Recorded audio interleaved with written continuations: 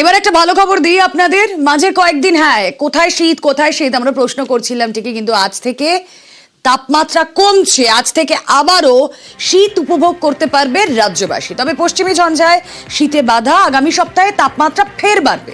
বড়দিনে বাংলায় জাঁকিয়ে শীত কি পড়তে চলেছে আসুন জানার চেষ্টা করি। আমাদের প্রতিনিধি বিশ্বজিৎ শাহ রয়েছেন সঙ্গে। বিশ্বজিৎ, ডিসেম্বরের এই সময়টার জানুয়ারি শুরুর দিকটা জাঁকিয়ে শীত উপভোগ করার আইডিয়াল টাইম। বড়দিনে শীত কি জাঁকিয়ে থাকছে? জাঁকিয়ে শীত থাকবে না, তবে একটা শীত কথা বলার চেষ্টা করব, আমাদের প্রতিনিধি থাকবেন। আরো একবার জানিয়ে রাখি আপনাদের যে আজ থেকে তাপমাত্রা ফের কমছে, শীত উপভোগ করতে পারবে রাজ্যবাসী। তবে হ্যাঁ, যে প্রশ্নটা ঘুরপাক খাচ্ছে যে বড়দিনে এই যে ক্রিসমাস ইভ কিংবা নিউ ইয়ার্স ইভ, সেই সময় কতটা রাজ্যের মানুষ এই উইন্টারলি ফিলটা পাবে সেটাও কিন্তু এখন প্রশ্নের মুখে। তার কারণ আগামী সপ্তাহ থেকে তাপমাত্রা ফের বাড়ার কথাও শোনা যাচ্ছে।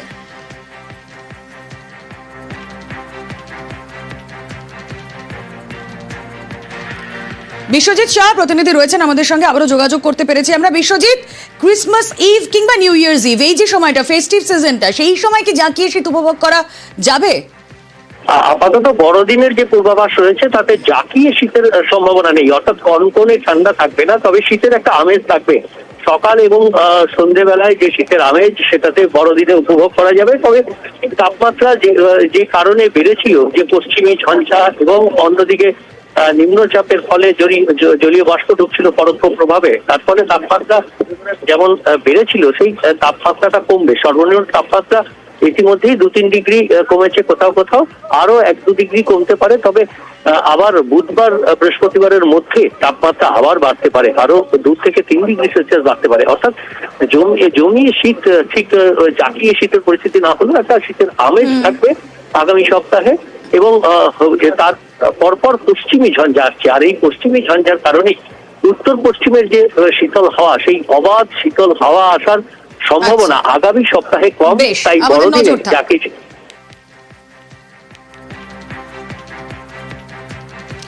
আগামী সপ্তাহে তাপমাত্রা ফের বাড়ছে বঙ্গে, কিন্তু উত্তরবঙ্গে সেখানে কি অবস্থা?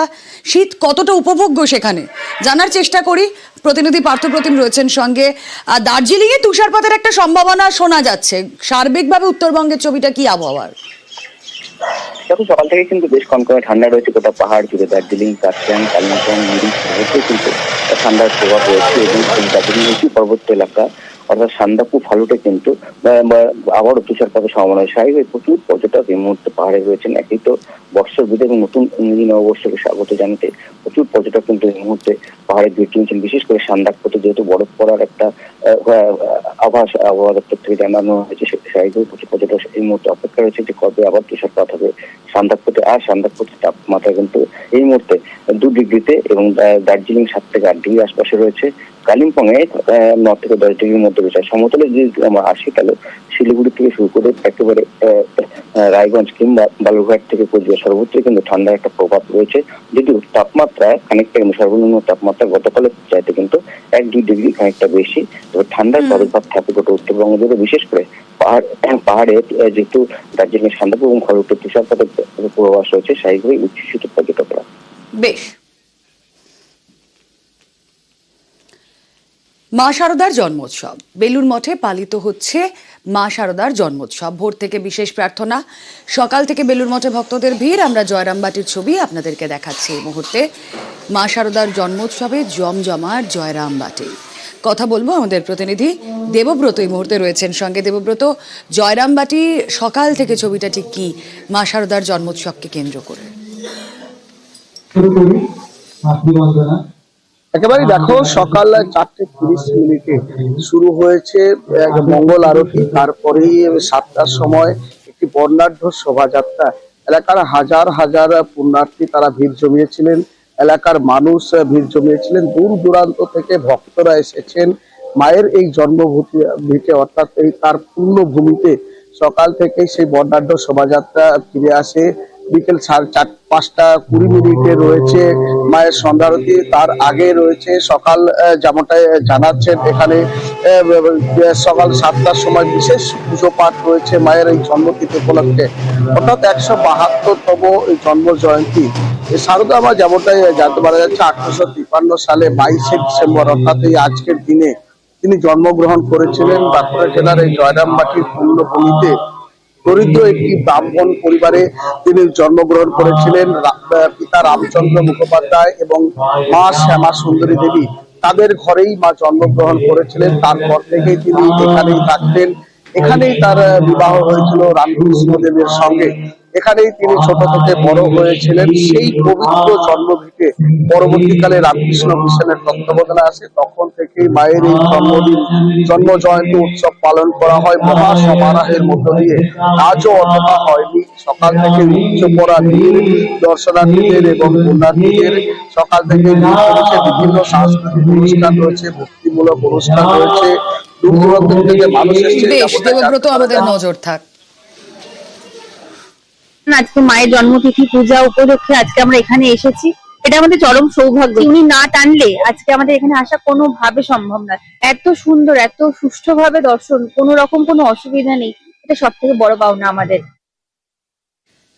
মা শারদার 172তম জন্মতিথি জন্মোৎসব পালিত হচ্ছে বেলুড় মঠে। ভোর 4:45 মঙ্গল আরতি দিয়ে শুরু হয়েছে বিশেষ উৎসবে। সারাদিন ধরেই বেলুড় মঠে চলবে নানা ধর্মীয় অনুষ্ঠান। শারদা মন্দিরেই চলছে বিশেষ অর্চনা। পৃথিবীর উপর কত রকম অত্যাচার হচ্ছে, সে চক্ষু লজ্জা ভেঙে গেলে আর মুখে কিছু আটকায় না। মায়ের লেখাপড়া শেখার কত আগ্রহ ছিল তা মায়ের কথা থেকে আমরা জানতে পারি। তদুত্তরে মা বলিলেন, সারা জীবন পরের দাসত্ব করা।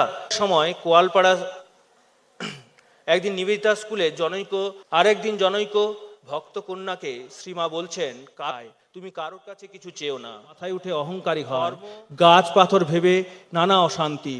মনটাকে বসিয়ে আলগা না দিয়ে কাজ করা ঢের ভালো। মন আলগা পেলেই যত গোল বাধায়। নরেন আমার এসব দেখেই তো নিষ্কাম কর্মের পত্তন করলে। বড়দিনেও বঙ্গের জাঁকিয়ে শীত নয়। পরপর পশ্চিমে ঝঞ্ঝার, দাপুটে উত্তরে হাওয়া, প্রবেশে বাধা।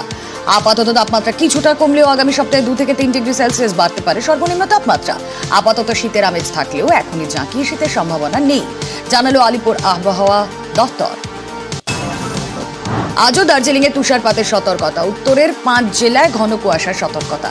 কুয়াশার সম্ভাবনা বেশি দার্জিলিং, জলপাইগুড়ি, আলিপুরদুয়ার, কোচবিহার, মালদায়। কোথাও কোথাও 50 মিটারে নামতে পারে দৃশ্যমানতা। সকাল থেকেই কুয়াশার দাপট। বাঁকুড়ার বিষ্ণুপুর সহ কোতুলপুরে দৃশ্যমানতা কম থাকায় রাস্তায় হেডলাইট জ্বালিয়ে চলছে গাড়ি। গত 24 ঘন্টায় জেলায় সর্বনিম্ন তাপমাত্রা 15 ডিগ্রি সেলসিয়াস।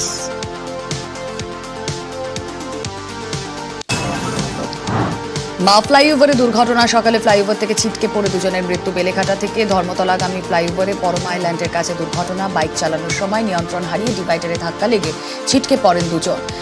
বাইকের গতি বেশি থাকায় দুর্ঘটনা বলে প্রাথমিক অনুমান পুলিশের। ভুয়ো নথি দেখিয়ে ভারতীয় পাসপোর্ট তৈরির চক্রের অন্যতম মাথা সমরেশ বিশ্বাস। পুলিশের দাবি, বাংলাদেশ সীমান্তে অনুপ্রবেশেও যুক্ত ছিল সমরেশ। ভারত বাংলাদেশ সীমান্তে পারাপারের মাধ্যমে অবৈধ কারবারে হাতে করি নজরদারি এড়িয়ে নিরাপদে বাংলাদেশ থেকে ভারতে অনুপ্রবেশের ব্যবস্থা। তারপর মোটা টাকায় চাহিদা মতো ভুয়ো সরকারি নথি থেকে পাসপোর্ট তৈরির ব্যবস্থা। এই কাজে সীমান্তের দুপারে একাধিক এজেন্ট নিয়োগ। জাল পাসপোর্ট জালিয়াতির তদন্তে পুলিশের নজরে এবার সমরেশ বিশ্বাসের স্ত্রী রেখা বিশ্বাস।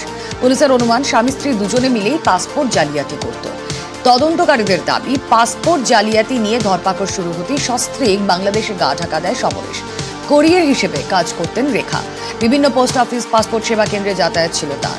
স্বামী সমরেশের কথা মতো নথি পৌঁছে দেওয়া থেকে শুরু করে পাসপোর্ট ডেলিভারির কাজ করতেন রেখা বিশ্বাস। তপসিয়ার পর এবার নিউ আলিপুর। শুক্রবার সন্ধে দুর্গাপুর সেতুর নিচের ঝুপড়িতে আগুন। পুড়ে যায় একের পর এক ঘর। প্রথমে স্থানীয়রাই আগুন নেভানোর চেষ্টা করেন। পরে দমকল কর্মীরা ঘটনাস্থলে পৌঁছন। আগুন নিয়ন্ত্রণে কাজ করে দমকলের 16টি ইঞ্জিন। খবর পেয়ে ঘটনাস্থলে পৌঁছন রাজ্যের 2 মন্ত্রী অরূপ বিশ্বাস এবং ফিরহাদ হাকিম। আগুন নেভাতে হাত লাগান সেনা জওয়ানরা। শীতের রাতের আগুনে গৃহহীন বহু মানুষ। নিউ আলিপুরের ঝুপড়িতে আগুন। এর আগেও শহরের অন্যান্য জায়গায় বস্তিতে আগুন লাগার ঘটনা ঘটেছে। কেন বারবার শহরের ঝুপড়িগুলিতে আগুন লাগার ঘটনা ঘটছে তা নিয়ে উদ্বিগ্ন কলকাতার মেয়র তথা পুরমন্ত্রী ফিরহাদ হাকিম। বিশেষ করে ঝুপড়ি, এখানে প্লাস্টিকের ব্যবহার খুব বেশি। একটা কিছু হচ্ছে, গরমে ঠান্ডার সময় হয়তো ঘর গরম করার জন্য কিছু, নাহলে পরপর ঝুপড়িতে এরকম আগুন লাগার কথা না।